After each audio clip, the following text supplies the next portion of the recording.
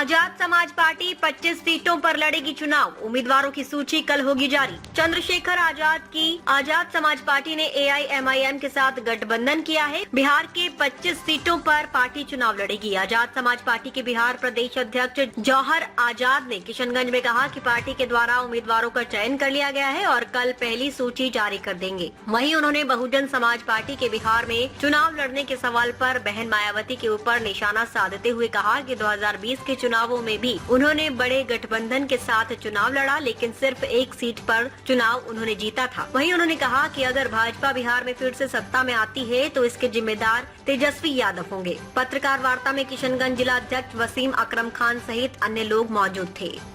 अभी बहुजन नायक देश में कोई है तो भाई चंद्रशेखर आजाद जी, और जिस पार्टी की बात कर रहे हैं पिछली बार वो 2020 में बड़े अलायंस के साथ लड़ी और एक सीट जीती, और अकेले लड़ने के बाद का क्या परिणाम होगा ये मैं, आप और पूरा बिहार समझ सकते हैं।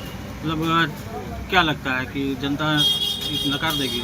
मैं ये नहीं कहना चाहता, मैं सिर्फ ये आपको कह रहा हूँ कि पिछली बार जब वो गठबंधन बनाकर लड़े तो उनका हालत एक सीट पर आकर सीमित हो गया।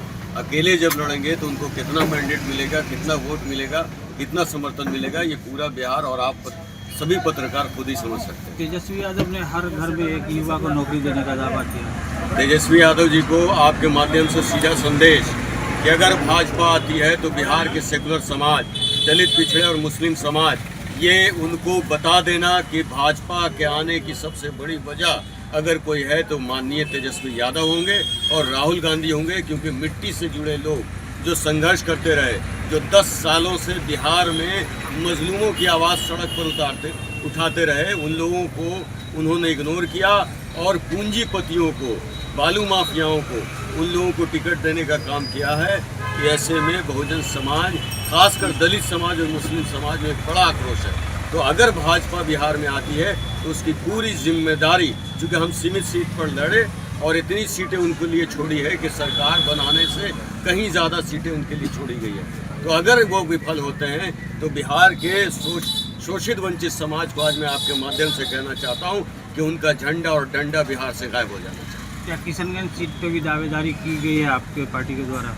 ये चूँकि अब अलायंस बन चुका है तो अलायंस एक परिवार है, परिवार मिलकर इसकी घोषणा करेगी।